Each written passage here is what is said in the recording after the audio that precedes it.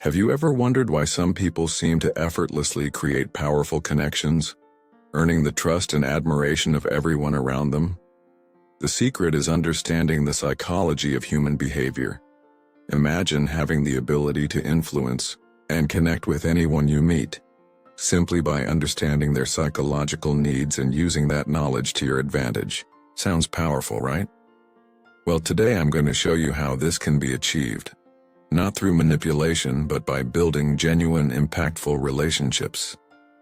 You'll learn how to identify certain psychological triggers in people, and how to leverage them in ways that make you not just liked, but respected and admired.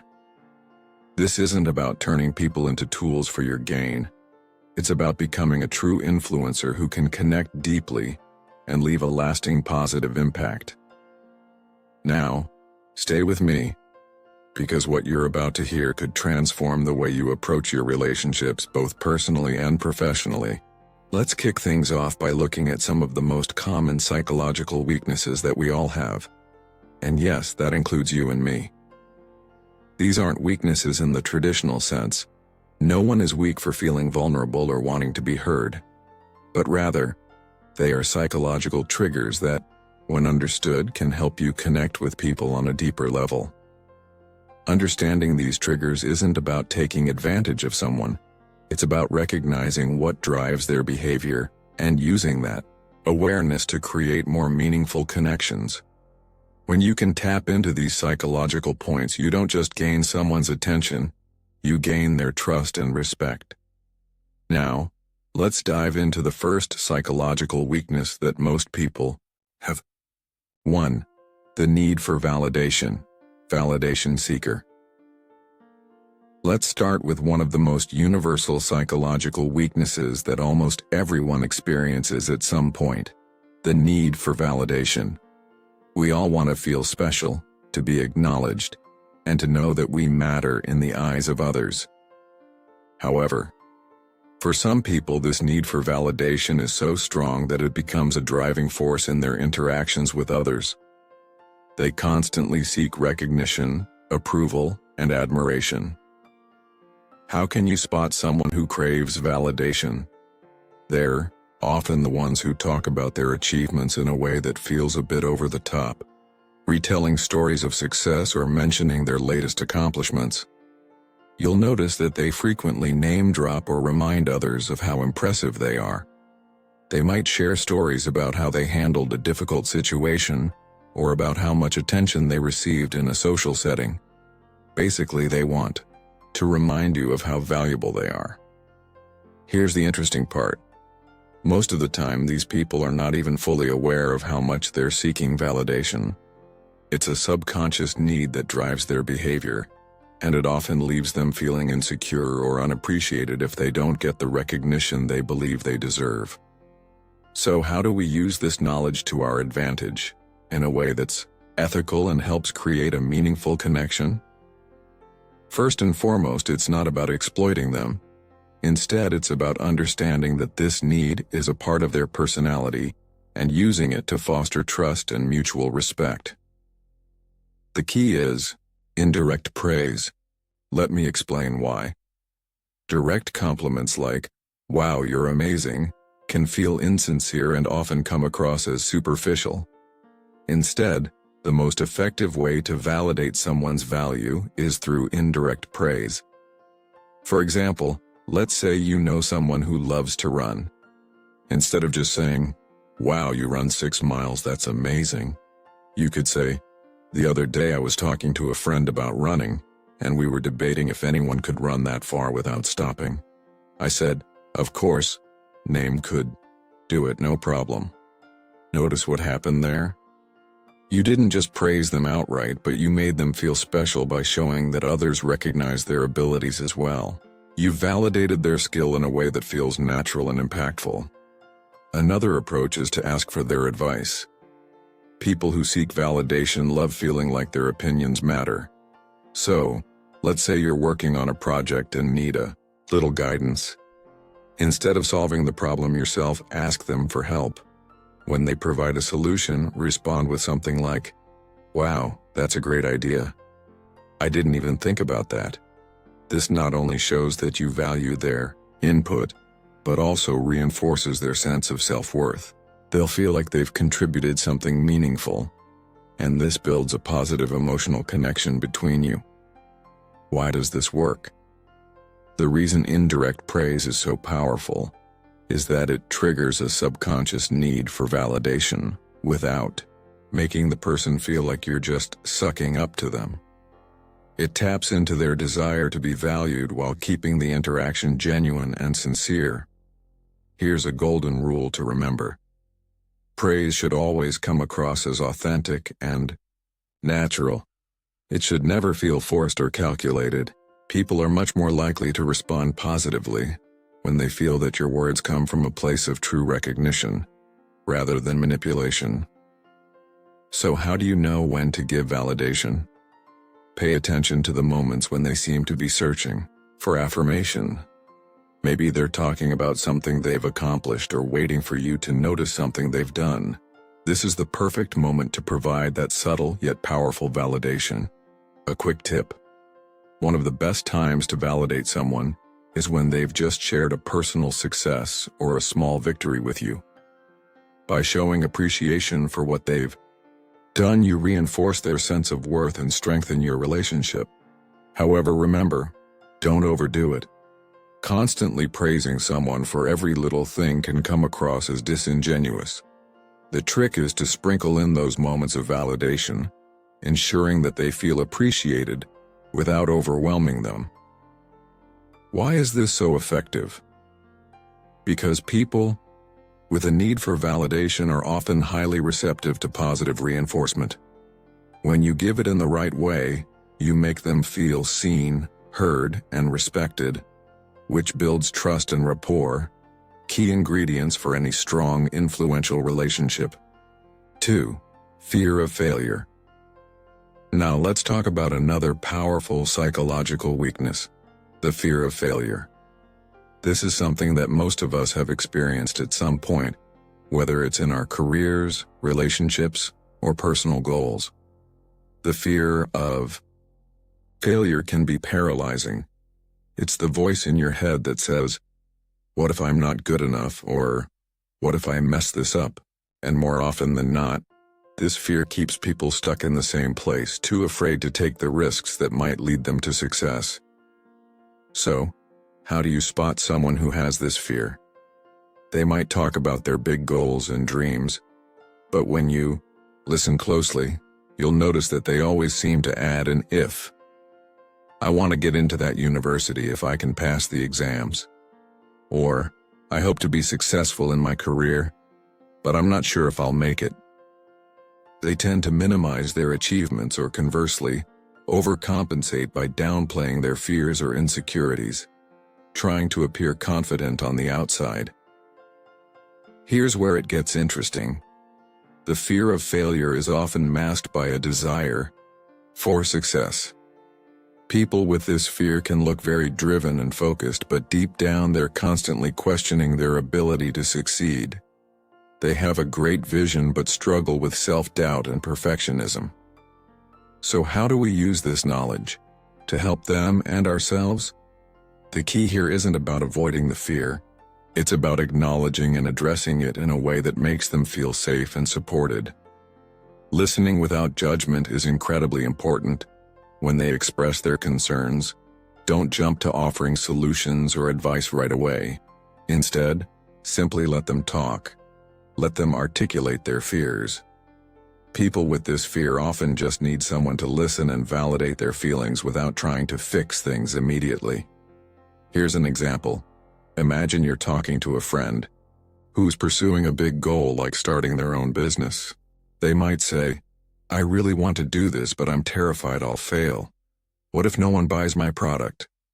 Instead of immediately offering advice like, "Oh, don't worry, you'll be fine," or "Everyone feels that way. Try this."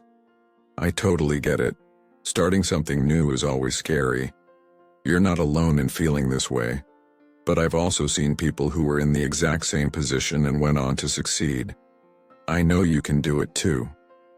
By acknowledging their fear and offering emotional reassurance, you help them feel like they're not alone, and more importantly, that failure is not the end of the road. Why does this work? Emotional reassurance doesn't try to fix the problem right away. Instead, it acknowledges the difficulty of the situation and provides a sense of hope. When people are afraid of failure, they need someone to help them believe in their own abilities. Your words should offer comfort and strength, not pressure. You can also share real-life stories of people who overcame similar fears. Let's say, your friend is anxious about starting their own business. You could say, "My cousin was in the same situation. He was terrified of failing, but little by little he pushed through, and now he's running his own successful company. If he can do it, so can you." The power of these stories is that they make the fear feel less isolating. Your friend will start to see that failure is a natural part of growth and it doesn't define them. How to use this effectively in everyday conversations. Pay attention when someone expresses self-doubt or talks about their big goals. This is the perfect time to offer reassurance, not just to boost their confidence, but to make them feel safe to take risks and move forward. Don't rush the process. Patience is key here. It might take time for them to overcome their fear, and your consistent support will help them along the way. Here's a quick tip. When you're interacting with someone who has a fear of failure, be mindful of your language. Instead of focusing on the possibility of failure, emphasize the steps they can take and the progress they've made. For instance, say, "Look how far you've come already," or "You've got this. You're capable of more than you know." Why is this important? People with a fear of failure don't just need reassurance, they need a shift in perspective. By focusing on progress rather than perfection, you help them break free from the paralyzing grip of fear and move toward success with confidence. 3. Psychological trauma. Let's now explore another psychological trigger that is often overlooked. Psychological trauma. This is one of the most complex and profound weaknesses that can shape a person's behavior, sometimes without them even realizing it. What exactly is psychological trauma? It refers to the emotional response someone has to a deeply distressing or disturbing event. It could be anything from a personal loss, a negative relationship experience, or rejection in some form. While trauma can vary in intensity and form, the underlying effect is often the same. It creates emotional scars that influence how a person behaves in future relationships and situations. How do you recognize someone who may have experienced psychological trauma? One of the most common signs is that they avoid certain topics or become overly defensive when a sensitive subject is brought up. For example, someone who has been rejected in a relationship may react with deep insecurity if they're faced with reminders of that rejection. They might also have a tendency to withdraw emotionally or be hesitant to fully open up, either because they're afraid of being hurt again or because they're not sure how to trust others. But here's where it gets powerful. When you understand that trauma isn't just a series of isolated experiences, but rather something that shapes a person's psyche, you gain insight into how to help them heal and build a stronger connection. So, how do we use this understanding of psychological trauma to create positive, meaningful relationships? First, and most importantly, approach the situation with sensitivity. People with psychological trauma have often built walls around themselves to protect their vulnerabilities. Your goal isn't to break down those walls aggressively, but to offer a safe space for them to feel seen and heard.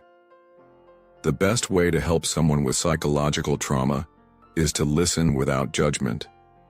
If they share a painful experience, resist the urge to offer solutions immediately. Instead, give them the space to express their emotions and validate their feelings. For example, imagine someone you care about is talking about a difficult breakup they experienced years ago. Instead of telling them to just get over it, or "It's in the past," say something like, "I can't imagine how hard that must have been for you. It makes sense why you feel that way." Thank you for sharing this with me. What you're doing here is offering emotional validation. You're not dismissing their pain or trying to change their experience. You're simply acknowledging it. This can make a huge difference because it allows them to feel safe in the relationship, which is a key component of healing. Another important part of this process is to empower them to take control of their own healing. People with trauma may feel like their experiences define them, so offering subtle encouragement to move beyond their past can be incredibly helpful. However, this should always be done with caution. The last thing you want is to push someone to heal faster than they're ready. An example of this would be, "I can see how much strength you have, and I know that you're going to come out of this even stronger." Healing takes time, but you're on the right path. By empowering them this way, you're reminding them of their inner strength, which can be incredibly healing in itself. Why does this work so well? When someone has experienced trauma, they often feel like they are alone in their pain. They might believe that no one truly understands what they've been through, but by acknowledging their feelings and offering them emotional validation, you're not only helping them heal, you're also showing that you truly care about their emotional well-being. This builds deep trust and a sense of connection as they start to feel that they can rely on you to support them through difficult times. A key takeaway here is that psychological trauma requires patience. Don't try to rush someone's healing process or assume that because they've shared their trauma with you, they're ready to move on from it. Healing takes time, and your job is to be a supportive and understanding presence in their life, not to fix their pain. 4. The desire for power and control now. Let's shift gears a little and dive into one of the most subtle yet powerful psychological triggers: the desire for power and control. This psychological need is often not as obvious as the fear of failure or the need for validation, but it plays a massive role in how people interact with each other, especially in social and professional settings. So what does the desire for power and control look like? People who seek power and control often have a strong need to feel that they are in charge of their environment. They want to be the one making decisions and having influence over the actions of others. You'll recognize these individuals because they tend to take charge of conversations, often steering them in directions that suit their agenda. They might also become uncomfortable when others try to take control or when things aren't going the way they expect. Another sign is that they often try to assert dominance, whether it's in a group setting or one-on-one interactions. This might manifest as being overly competitive, needing to be the center of attention, or asserting opinions in a way that doesn't leave room for others to disagree. Why does the desire for power and control matter? Understanding this desire is crucial because, while it can be a driving force for success in some cases, it can also lead to tension and conflict if not managed well. People who need control often have a deep-seated fear of vulnerability or losing their position, which makes them act out in ways that may seem controlling or domineering. But here's the thing: you don't need to fight fire with fire. By recognizing this desire in others, you can actually use it to strengthen your relationship with them, rather than create friction. So how can we leverage the desire for power and control in an ethical and productive way? First, acknowledge their need for control. People who crave power often want to feel validated for their ability to lead or influence others. Instead of challenging them outright, find subtle ways to make them feel respected for their expertise or authority. For example, if you're working with someone who likes to control the conversation or situation, instead of dismissing their input, say something like, "You have a lot of great ideas and I value your perspective on this. Let's explore how we can work together to get the best result." You've acknowledged their desire for control and power, but you've done so in a way that also encourages collaboration. This allows them to feel in charge, but without shutting down others' opinions or creating a sense of competition. Another way to approach this is through delegation and shared decision-making.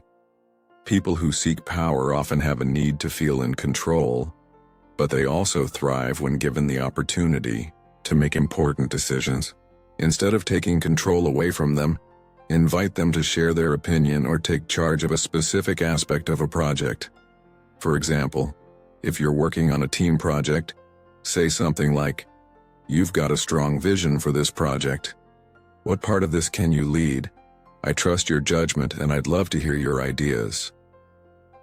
By giving them a sense of responsibility, you empower them while maintaining a level of control that helps everyone feel involved and valued. It turns the dynamic into one of collaboration rather than competition. But here's the trick. While it's important to acknowledge their need for control, it's equally important to set boundaries. You need to strike a balance between respecting their need for power and ensuring that it doesn't lead to unhealthy domination of the conversation or relationship. A quick tip: be clear about your own boundaries, especially when it comes to decision-making. Let them know that while you value their leadership, there are certain decisions you need to make independently. This sets clear expectations without creating conflict, and it allows the relationship to be more balanced. By understanding the desire for power and control, you can avoid unnecessary conflict and forge a more respectful relationship. You can give people the space to feel in charge, while also maintaining a sense of mutual respect and collaboration. This not only enhances your relationship but also creates a more productive environment, whether in the workplace or in personal connections. 5. The fear of rejection. Let's move on to another deeply ingrained psychological trigger: the fear of rejection. The fear of rejection is something almost everyone experiences at some point in their lives. It's that nagging feeling of not being good enough, of wondering if you'll be accepted or loved by others. For many people, the fear of rejection drives a lot of their behaviors. Whether it's in personal relationships, social situations, or even in the workplace. So, how does the fear of rejection manifest itself? People with a strong fear of rejection may avoid certain situations where they feel vulnerable, such as putting themselves out there in a new relationship or taking risks in their career. They often overthink their actions and words, worried that what they say or do might be judged negatively. This might lead them to hold back from expressing their true feelings or making bold decisions. In some cases, they may even avoid confronting others or expressing their needs because they're afraid of how the other person will react. You'll notice them seeking constant reassurance. They may ask for feedback frequently or keep seeking approval from those around them, needing validation to feel secure. So what can you do when you identify the fear of rejection in someone? The key is to create a safe, non-judgmental environment where they feel comfortable being vulnerable. When people are afraid of rejection, they're often terrified of exposing their true selves, worrying that if they show their real feelings, they'll be pushed away. The most effective way to support someone with this fear is to give them consistent, positive reinforcement. For example, imagine you're working with a colleague who is afraid to present their ideas in meetings. They might avoid speaking up because they fear that their ideas won't be accepted. Instead of waiting for them to speak up, encourage them with phrases like, "I've noticed you have some great insights and I'd love to hear your thoughts on this. Don't worry, we're all here to learn from each other." You've provided a safe space for them to contribute without the pressure of judgment. You've reassured them that their opinions are valuable, and you've taken the first step in building trust and safety. Another powerful strategy is to be empathetic. When someone is sharing their fears or concerns with you, listen actively and without interrupting. Acknowledge their feelings and validate their emotions. For example, let's say a friend is worried about asking someone out because they fear rejection. Instead of dismissing their fears, you might say, "I totally understand why you feel that way. Putting yourself out there is scary. But, no matter what happens, I believe in you. You're worth the chance. And that's what matters. Why? Does this help? Reassurance in the form of empathy and belief in their worth helps to combat the fear of rejection. You're not minimizing their emotions. Instead, you're providing emotional support and making them feel like they are not alone in their vulnerability. How do you apply this in your own life? Whenever you recognize that someone is afraid of rejection, take the time to give them emotional security. Reassure them that it's okay to be vulnerable and that rejection doesn't define their worth. Encourage them to take small steps in putting themselves out there, whether it's speaking in a meeting, expressing their feelings to someone, or taking a chance on a new project. An important note: it's also crucial not to force someone to confront their fear all at once. Gradual encouragement works best, allowing them to take things at their own pace while offering consistent reassurance.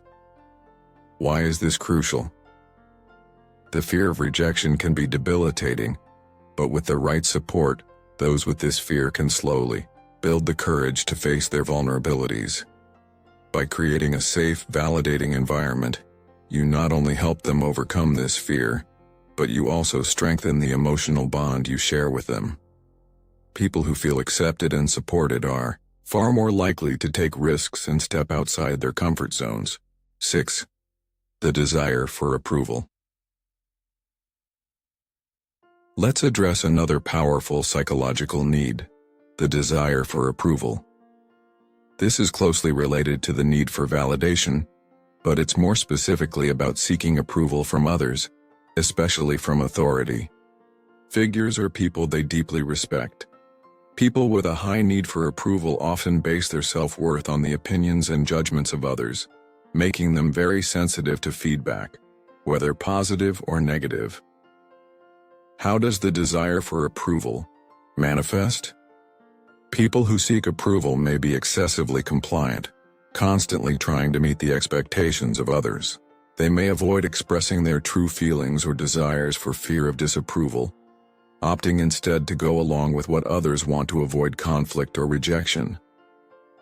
They may often second-guess themselves, asking for reassurance or approval from others before making decisions. In extreme cases, they may even suppress their own needs or desires because they want to make sure others are happy or satisfied. So how can we leverage this understanding to improve relationships?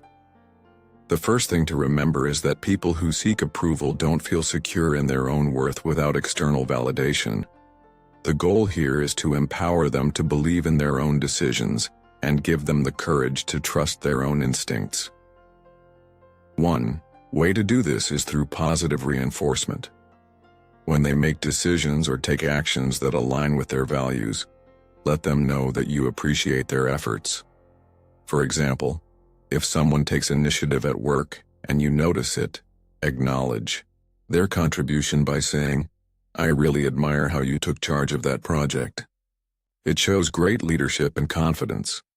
This type of feedback helps them feel validated internally, reinforcing their ability to make decisions without seeking constant approval from others. It builds their self-esteem and encourages them to trust their own judgment. Another approach is to encourage them to take small risks on their own. Challenge them in a supportive way to make decisions independently, without seeking approval every step of the way. This can be something as simple as suggesting, "Why don't you try making this decision on your own? I believe you have the skills to make it work. Why does this matter?" Encouraging them to take risks and trust their decisions helps them become more independent and less reliant on others for validation. Over time, this builds their confidence and helps them form a stronger sense of self-worth. 7. The fear of being judged. Now, let's explore another psychological trigger that is deeply embedded in human behavior: the fear of being judged. This fear is universal, and it influences how people present themselves to the world. Many individuals, spend a significant amount of time and energy worrying about how others perceive them, whether it's their actions, appearance, or decisions. This fear often holds people back from truly expressing themselves or taking risks, as they fear being criticized or rejected for stepping outside the social norms. So, how do you recognize someone who has a fear of being judged? They may act overly cautious in social settings, avoiding certain topics or behaviors that they think might draw negative attention. You might notice that they are very careful about their appearance or what they say, often second-guessing themselves before making decisions. These individuals may avoid public speaking, taking leadership roles, or expressing strong opinions, because they worry about how others will react. They may also have a tendency to apologize excessively, even when they haven't done anything wrong, because they want to make sure they're not offending anyone. Why is the fear of being judged so powerful? This fear stems from the deep human need for social acceptance. No one wants to feel isolated or ridiculed, and for many people, the fear of judgment can be so strong that it prevents them from fully engaging in life. Unfortunately, this can lead to missed opportunities, unspoken truths, and a life lived on the sidelines rather than in the spotlight. How can we help someone who fears being judged? First, the most important thing is to create a safe, supportive environment where they feel like they can express themselves without fear of criticism. When someone feels like they're constantly under scrutiny, they're less likely to be authentic or open. By offering an environment where their opinions and actions are respected, you encourage them to be more themselves. For example, if a colleague or friend is hesitant to share their ideas in a group discussion because they fear being judged, you can say, "I think your perspective is really valuable, and I'd love to hear what you have to say." No pressure, just sharing your thoughts will help everyone. Why does this work? You've created a non-judgmental space where they feel comfortable contributing without fear of rejection or criticism. This type of encouragement gives them confidence to express themselves. Another way to help someone with this fear is through affirmation and encouragement. If they share something vulnerable or take a small risk, let them know that their efforts are appreciated. For example, say, "That was a great point you made, and I really appreciate your honesty in sharing that. Why does this matter?" Affirming their contributions not only shows them that their input is valued, but it also helps to reinforce their self-worth. When they realize that their authentic self is accepted and appreciated, the fear of judgment becomes less significant. Encouragement through small, positive reinforcement also goes a long way in overcoming this fear. When they make an effort to express themselves or take a small risk, acknowledge and celebrate that action. This reinforces the idea that authenticity is not something to be ashamed of, but something to be proud of. A word of caution. While helping someone overcome their fear of judgment is crucial, it's important not to push them too quickly. Let them take baby steps and make progress at their own pace. Pushing them too hard to be themselves before they are ready may cause more harm than good. 8. The power of emotional intelligence. Now that we've gone over several psychological triggers, let's talk about a tool that can dramatically improve how you interact with others. Emotional intelligence, EI. Emotional intelligence refers to the ability to recognize, understand, and manage our own emotions as well as the emotions of others.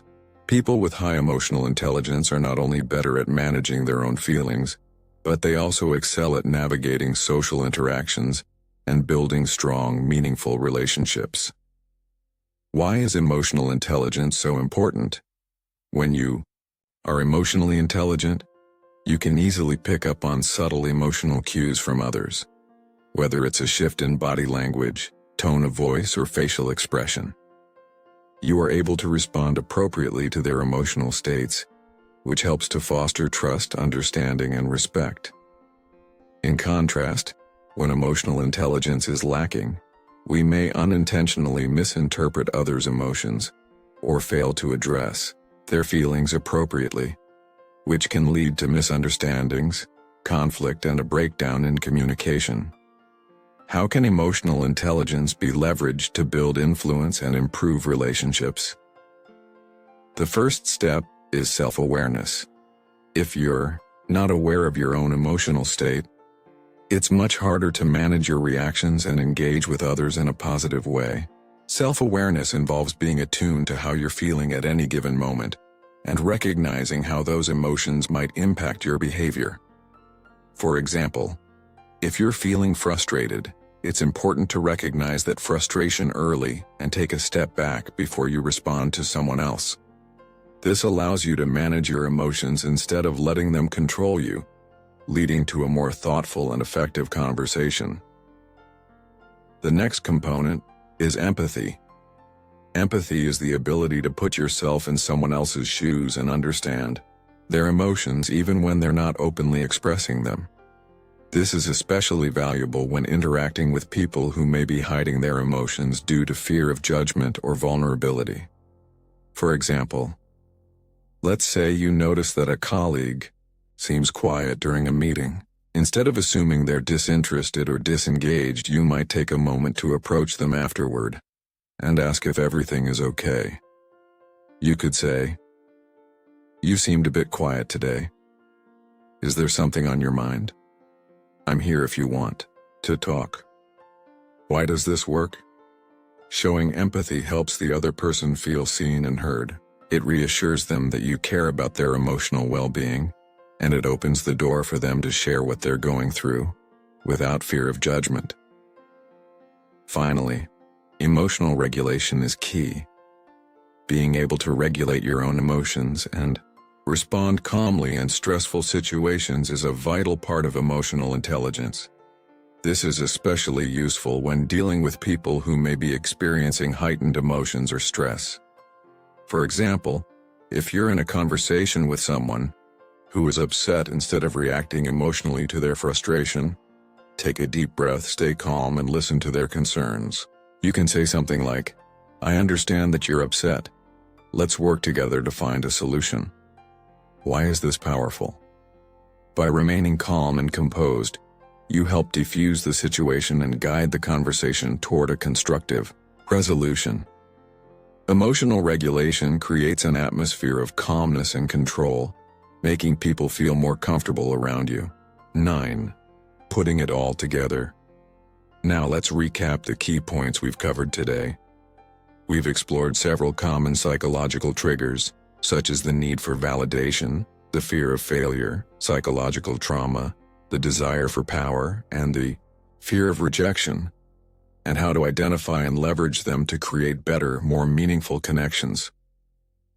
We've also discussed the importance of emotional intelligence in understanding both your own emotions and the emotions of others. By practicing self-awareness, empathy, and emotional regulation, you can navigate social interactions with ease and influence people positively. So how can you start applying this knowledge today? The first step is to observe. Pay attention to the psychological triggers and emotional cues in your interactions. Notice how people respond to different situations, and be mindful of how your own emotions might affect the conversation. Next, practice empathy. Try to understand where people are coming from emotionally, even if they aren't directly expressing it. Show them that you care about their feelings and that you're here to support them. Finally, manage your own emotions. Stay calm and composed, especially in high-stress or emotionally charged situations. By doing this, you'll be able to respond more thoughtfully and build stronger relationships based on trust and mutual respect. Conclusion. To wrap things up, remember this. Understanding human psychology and applying emotional intelligence isn't about manipulating others. It's about building genuine, compassionate relationships. By being aware of the psychological triggers that shape human behavior, you can create connections that are not only powerful but also respectful and supportive. When you use this knowledge ethically, you unlock the ability to influence, connect, and make a lasting impact on those around you. I encourage you to take what you've learned today and start applying it in your life. Whether in your personal relationships, professional interactions, or social situations, these insights will help you create deeper connections, foster trust, and become a more effective communicator. Thank you for listening to today's episode. We hope you found it insightful and useful. Don't forget to subscribe for more episodes on building better relationships and mastering emotional intelligence. Until next time.